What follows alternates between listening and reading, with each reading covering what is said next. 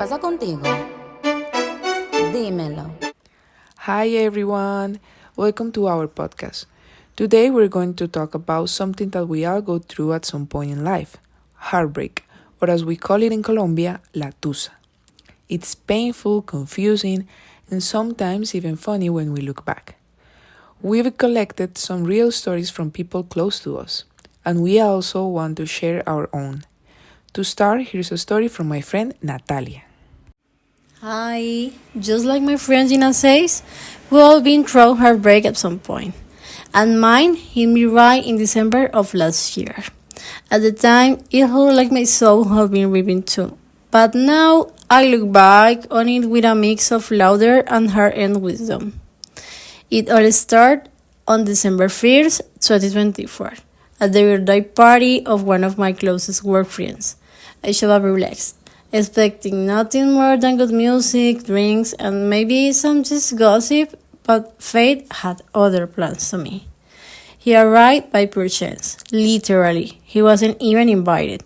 He just came to drop off some keys to my bus. But that night, between laughter and too many drinks and a passy joke from my friend, we ended up kissing. And not one of those shy, awkward kisses, the kind that makes you forget tomorrow even exists. We spent the whole night together, and after that, almost without planning it, we kept seeing each other throughout December. Laughs, kisses, nights that felt straight out of a rom-com. The best December I'd had in years.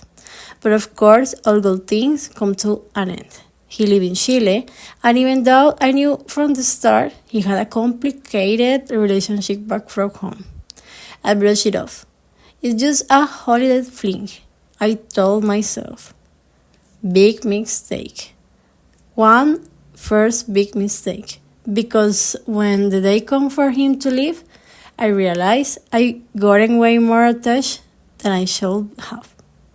We said goodbye with a thanks for everything, like it was the sweetest ending to a short life story. But it didn't end there. Mistake 2.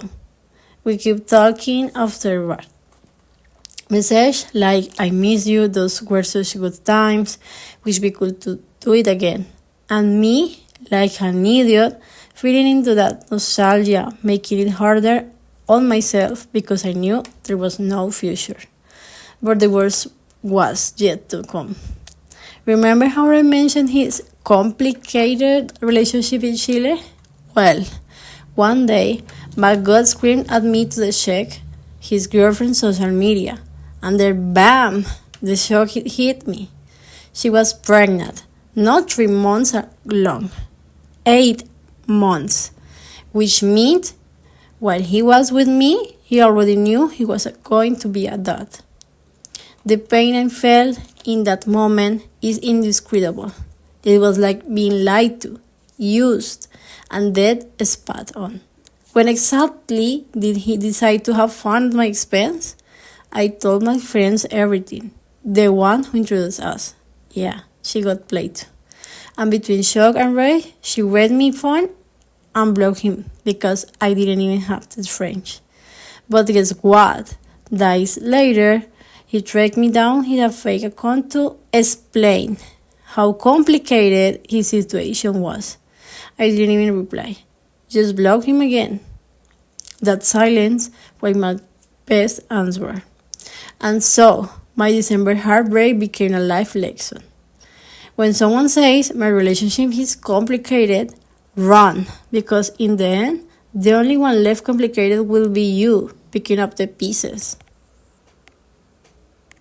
But that history really made me think of someone else. Her name is Paula, and she went through something intense too. Paula, tell them what happened. Thank you, Natalia. Yes, it was very intense. It was a relationship that lasted over 4 years, and we had made many plans together. But like many long-term relationships, it wasn't easy.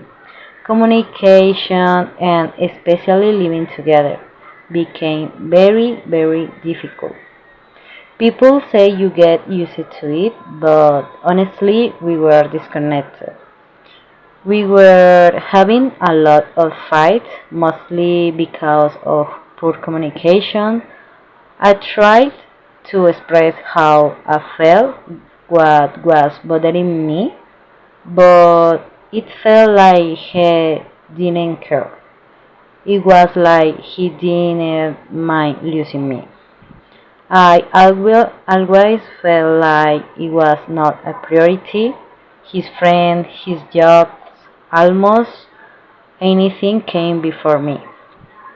Our time together stopped being meaningful. We were in the same space, breathing the same air with no real connections. Just empty conversations, sleepings, and that's it. When I told him how I really felt, he didn't take it seriously. He ignored me. So I decided to end the relationship, and even then, he acted like it was being dramatic. He said it was for the best, and that's it. I tried to distance myself for my own mental health, but he kept coming back, asking me to get back together, but without changing anything or talking about how we could make it work. Um, by the end of December, when he realized I didn't want to go back, he started posting photos at clubs with other women to get my attention. He even sent me a picture with a girl I really didn't like directly to our old chat. No stories, directly to our old chat. It was so ridiculous. Anyway, I just ignored him. And honestly, that's only part of everything that happened. I will share more another times. And now this reminds me of someone very special, Sara. She also went through a painful breakup, but she made it through. I didn't. Go ahead, Sara. Thanks, Paula. Hi, everyone. This is one of the hardest heartbreak I ever been through. I was 17 years old, and I loved when I grew from 11 grades. We shared so much. We went to an art foundation together, worked at events. I really thought it was true love. But while I was on a family trip, he started to grow distant. When I came back, he sent me a log mixing. I skipped to the end, and it said, "I am sorry, I think keep times, and I'm going to start nothing hurt." That's when I realized he had stolen in touch with his ex. It broke me. I cried, caught in, couldn't sleep. It took time, but I moved on. And years later, he came back, but this time I was one would say no. That heartbreak taught me that even the pain fans and a really kind heart can become stronger. Now, Gina also has something to say. Her story is different but truly powerful. So, let's talk about the worst heartbreak of my life, also known as my villain origin story. It all started in 2018. I met this guy, cute, smart, a future electrical engineer. Basically, I was like, yep, this is the man I'm gonna grow up with. This is the one I will argue with over how to load the washing machine and how many cats we were getting. Fast forward to 2023. 5 years in, I was ready to start picking wedding colors, but he apparently was ready to start picking other women. Now, here's how he broke up with me. He told me his ADHD was getting worse and he couldn't handle a thesis and a relationship. And me, being the caring, understanding, supportive girlfriend that I was, believed him. Spoiler alert, that was a lie. Because not even a week later, I start seeing him everywhere on campus. Not stressed, not buried in books, but locking lips with girls like he was in a rom-com montage. I'm over here, barely holding it together, and he's out there living his best hot boy summer like nothing ever happened. And I wish I could say I handled it gracefully, but nope. There were nights I cried so hard I sounded like a haunted house, screaming into my pillow like I was auditioning for a horror movie.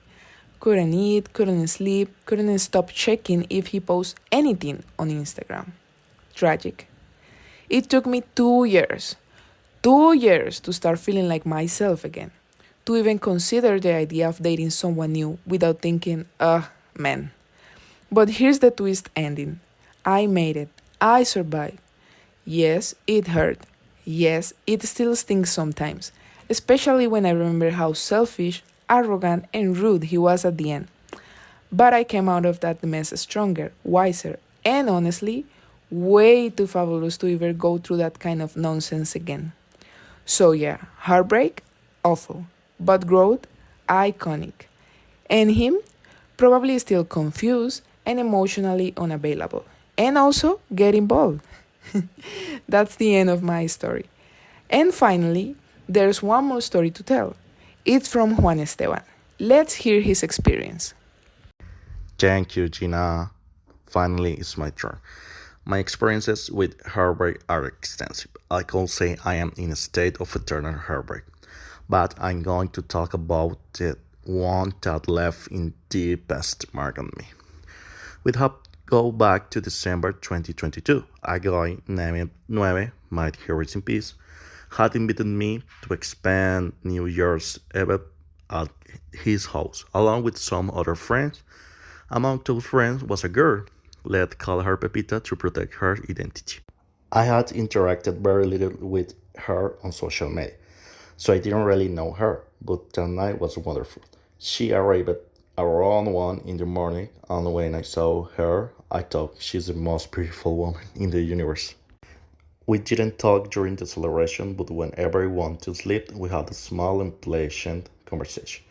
She wasn't just beautiful, she was smart and funny. We ended up sleeping together in my friend's grandmother's bed, literally sleeping. The next morning, I left with waking her, and we started texting. We went out about 4 times the following week, and by the end of the month, we were a couple. We had 2 beautiful months together, and honestly, I had never been so enchanted with someone.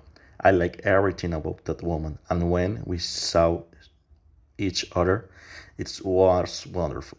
We had created our own little language, letters, photos, gifts, and small gestures.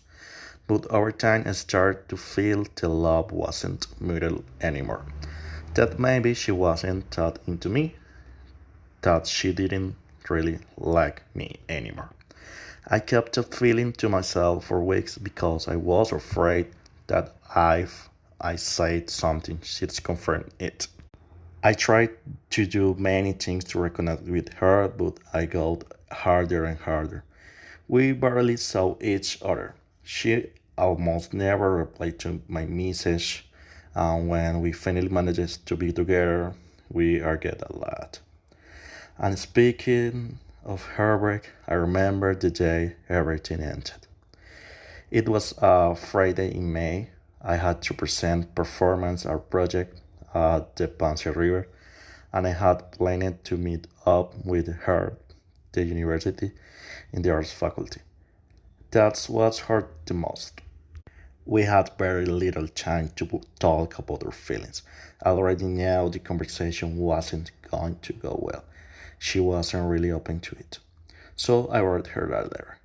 With a purple drawing of a chair from my house in it, I told her that I cared for her a lot, and that I hoped we'd never reach the point where we'd end up hating each other. But that's exactly what happened. Things go so bad between us that we stopped talking completely. We've seen each other on a few times at our exhibitions. We don't even say hello.